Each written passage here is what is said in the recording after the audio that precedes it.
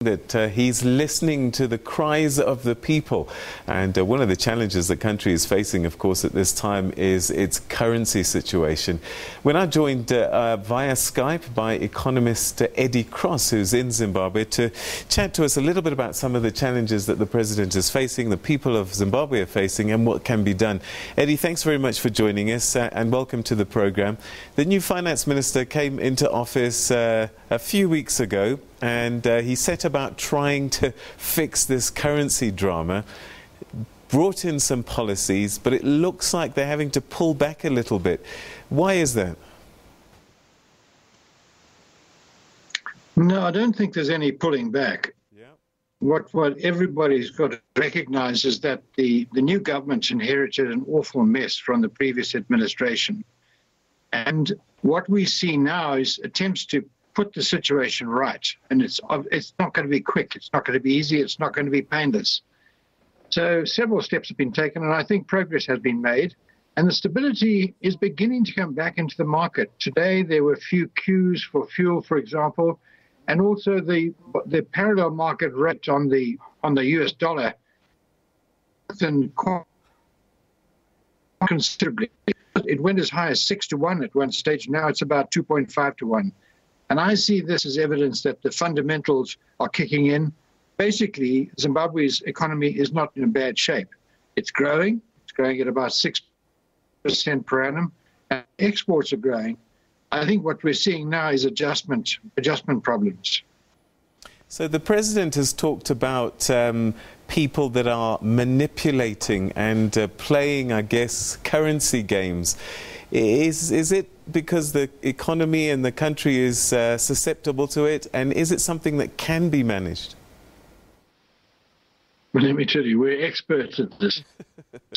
We've been there before, we've done it before, and I think that Zimbabweans are unique in the world in the sense that they understand how to defend themselves against the vagaries of macroeconomic policies. I think what everybody thought here, when the minister started imbalances in the economy, I think when he started that, it triggered a panic. People thought the dollar was going to devalue rapidly. It did for a short while, but then it's come back again. And they also thought that goods would be in short supply. So you've had panic buying, you've had a massive surge in demand for fuel, and I think that most of this was not justified. And I think that when the program of stabilization is fully implemented, I think Zimbabwe is going to return to a situation where it'll be able to trade properly and normally, and I hope that'll be soon. All right, so in the short term, we're seeing psychological reactions to perceived risk. Fundamentally, is this currency going to hold? We had this debate before where electronic money was a challenge, and the fiscus needed to start trying to tax at transaction level on their phones, the transfers of money. Are we going to get to a point where I can go to the bank and feel that the $2 that I've got in the bank is worth $2 and that I will be able to take it out of the bank and spend it how I please? No. I think those days are gone. I think the dollars in your bank account are no longer US dollars. I think they are quite severely depreciated.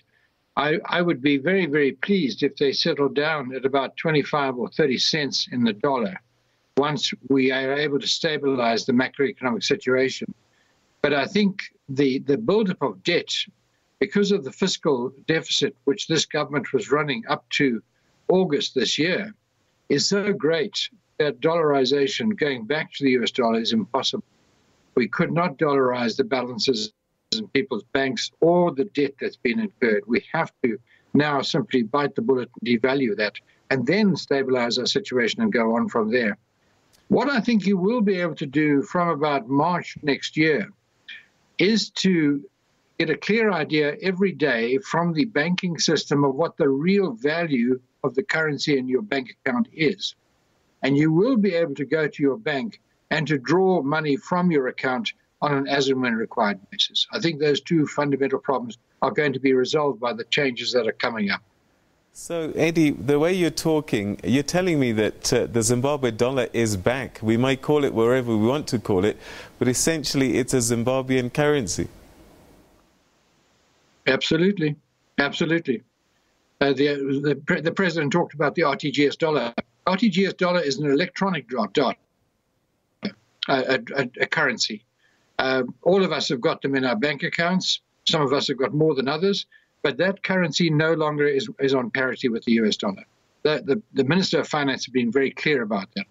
The Reserve Bank governor continues to claim the fiction that they are worth the same, but that's not true. I think where the president is right is that the situation is stabilizing. Our fundamentals are okay. So it's a question of putting our house in order when it comes to microeconomic policies and monetary policy. All right, Eddie, we're going to have to leave it there. Thanks very much indeed for your insights as always. Thanks so much for your time. All right, so that was Economist Eddie Cross talking to us from Zimbabwe, and it looks as if, from his perspective, things are starting to turn around. It will take time. It's not going to be easy. It's going to be a long, hard road. But you can follow this question and this debate on Wednesday night on African Perspectives when we take a look at the Zimbabwe situation. That's it from us, though, from the Your Story team. Full View is up at the top of the hour. Good night, everybody.